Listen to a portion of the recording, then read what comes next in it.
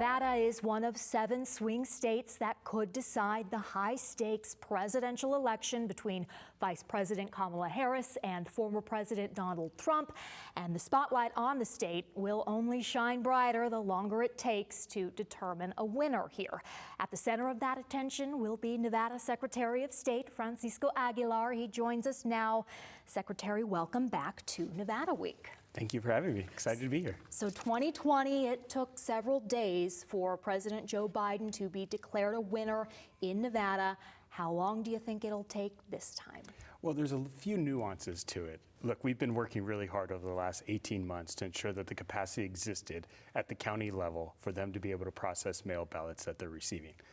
There are nuances to it, as I said. One is we have to wait till the last voter in Nevada votes. Once we have confirmation that every voter in Nevada has voted, we can start to release results. However, we know this is going to be a high turnout race. We have implemented policies and procedures all within Nevada statute that allow us to do that. The county right now and the counties across the state are processing ballots as they receive them. Both Washoe and Clark are caught up to date on those ballot processing, so they're not waiting till election day to start processing. They're already doing it, and so that's a substantial change from the previous elections. We saw this process work in the June primary. I think you noticed we had confirmation that the last voter voted at 7:54. At 8:04, we had results out, which included all early mail ballot, all early in-person voting, some mail received on election day. And we released that data and that information, and it was fun to watch our broadcast partners get caught off guard because the data was there. And then we did another release that was in person on election day. So I think you will see those two releases come out as close to election night as possible. Okay, when we last spoke before the primary in June, you had said that Clark and Washoe County would begin processing ballots after 8 a.m. on election day. You're saying that has been moved up now. That has, because we understand the turnout of this race is significantly different from what occurred during the primary election. Will you also remind our viewers how much of mail balloting makes up the final total vote? I mean, why was that so significant in 2020? It was significant because it was the first time they were experiencing a large number of mail ballots, and it had to do with COVID. But after COVID, we have worked with the counties to change their operations, to look at the voting process differently. Then one thing that drives me up a wall is every time I hear an elections official say, well, this is how we always done it. We're not doing election like we always have done it. Over the last few, Nevadans are adopting mail ballots more and more. And so we have to evolve, understanding what their wishes and the way our Nevadans are voting. Not all Nevadans support mail-in That's ballots. true, but the majority are. I think if you look at across the state, Nye County has the highest adoption rate of mail ballots. Wow. As we record this, Election Day is 6 days away. Does that make you nervous? Every day makes me nervous. But if I'm not on my toes, I'm not on my best game. Okay, and so far, accounting for mail ballots as well as Nevada's effective absentee system for elections, or EAS, and in-person early voting, more than 790,000 votes have been cast in Nevada. Republicans have cast 40,000 more votes than Democrats. Independents have cast more than 209,000 votes. What has stood out to you about early voting in Nevada so far? The sheer number of Nevadans voting. That is what really has stood out, and that's a great thing. Nevada, as a battleground state, is gonna have an influence on the future of our country, and it's proud to know that Nevadans are gonna have a say. I saw a chart recently that talked about the Nevada vote versus the other 6 battleground states. The Nevada vote is the most powerful vote in the country, and I hope Nevadans understand the value of their input and their voice. How would you describe turnout compared to 2020? Turnout so far compared to 2020? You know, I wasn't paying attention to elections in 2020. Right, you were not in this role. This is new to me, but understanding, again, what occurred in 2020 is a reminder that our elections are close, our margins are small, and we need every Nevadan to participate to get a true sense of what we want as a community. What issues, if any, have you been made aware of regarding early voting in Nevada? You know, I've spoken to, our 2 registrars register voters in Clark and Washoe.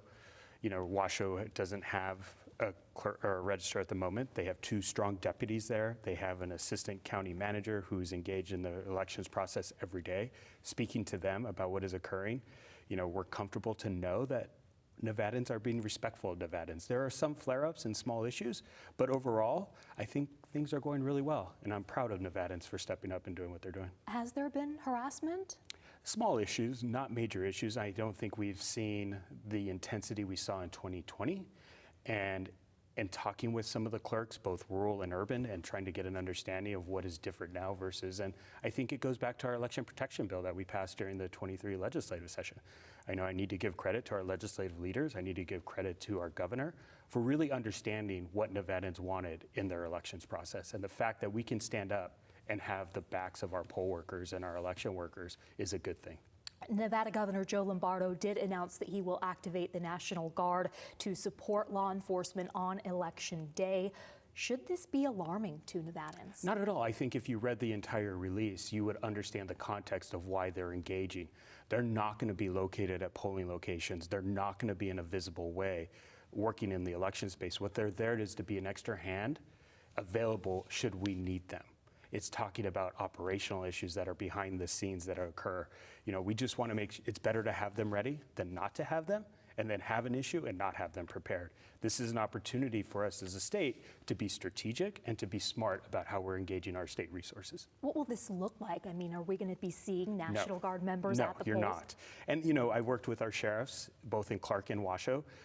They recommended, and they do not want to see police or law enforcement visibly present at polling locations. We need to ensure that our polling locations are safe, but yet they need to be a welcoming environment for every voter, and every voter needs to feel comfortable in those environments. And so it is a different approach when you talk about these issues. I'm glad you brought up Washoe County, because what is going on in Washoe County? You have the interim registrar who said she was pushed out of her position after the county said that she asked for a leave because of stress issues? Yeah, I don't know what occurred. That's an HR issue. That's a management issue that has to deal with Washoe County. I don't have context or insight. My job is to be the regulator and to provide support where necessary. My team has been engaged with Washoe County. We are there to make sure they have the resources they need. We're there supplying them hands on deck should they need additional support and help. We are there in every way possible to ensure that Washoe voters have an incredible experience with the voting process. Do you not investigate this then? What is going on? No, because it's an HR issue. This is a management issue. It's not, my purview as Secretary of State is not in personnel matters. That is up to local government agency to manage. Okay. They have an independently elected county commission board, this is operations of the actual county. This does not have to do with the operations of elections. This is a management personnel issue. And then the other situation is with the county manager who is taking medical leave. The county says he had a planned medical procedure. Look, Manager Brown has been committed to the elections department. He's ensured that they have the resources they need to continue to move forward. You cannot dictate when somebody has a medical issue, and unfortunately, he is a good man. He has worked extremely hard. He cares about his community, and I think his commissioners are giving him the support he needs right now during this time. Sticking with Washoe County, the commission there initially voted not to certify the results of a recount of the primary in June, and as a result, you asked the Nevada Supreme Court to do what? I asked them to give us a mandate reminding county commissioners that this is a ministerial responsibility. This is not an opportunity to debate the election or raise concerns about the operations of the elections. There is a time and place for that conversation to take place. During the certification of the election, this is not the time or place based on Nevada law. And I was asking the Supreme Court to make that very clear, the responsibilities of our county commissioners. So then that county commission later voted to certify those results, and the Yes. state Supreme Court said, well, now this matter is moot, but also it's not the court's role to issue advisory opinions. That's not what you wanted. No. I think what they said was the issue had been addressed and they were no longer needed to make their opinion known. However, if this did occur in the future, they would do an expedited hearing and address this in a quick turnaround.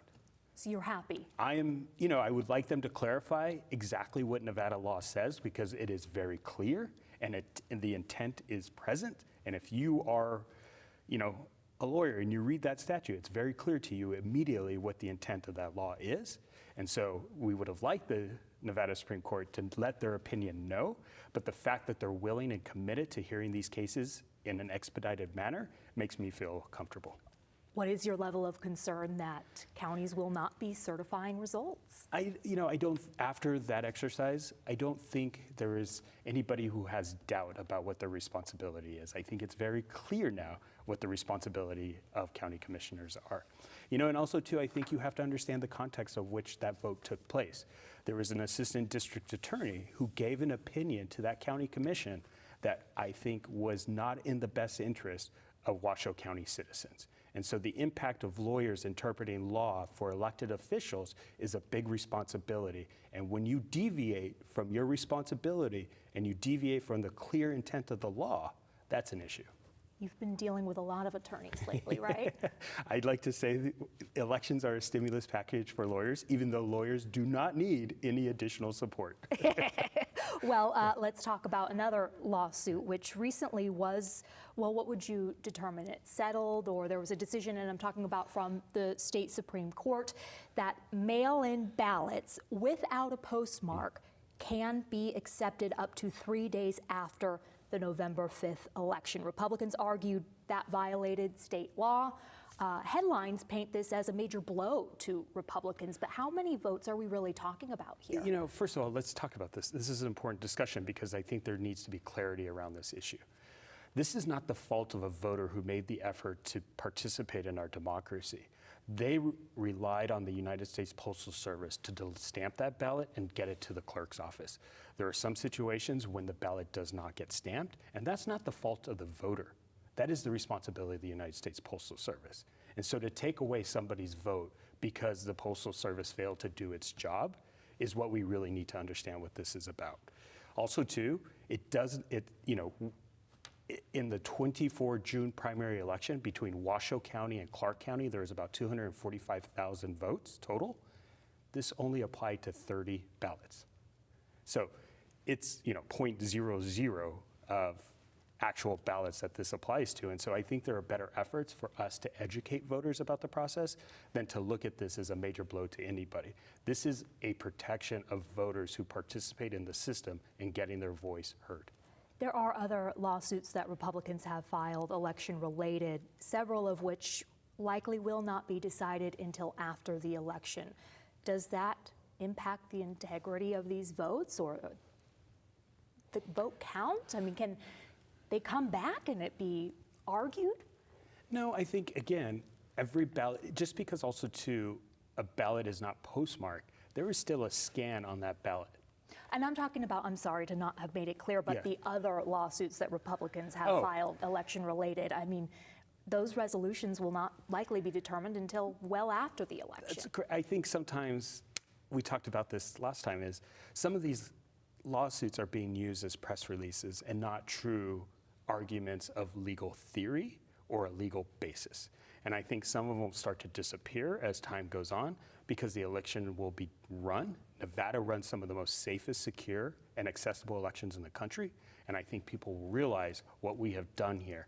And it's also important to note that our 17 county clerks live in the communities where they're managing and executing these elections. They care about their neighbors. They care about the future of that community. They're not going to do anything that is going to jeopardize what's in the best interest of the majority. And those county clerks represent both political parties. They do, and it's important to know, Washoe and Clark have appointed registrars. 15 of the 17 are elected. 13 of the 15 are the Republican Party. One is a Democrat and one is an independent. This is a diverse view of a lot of issues that we have conversations about. And it's my responsibility to build the collective whole and collaborate with every clerk across the state.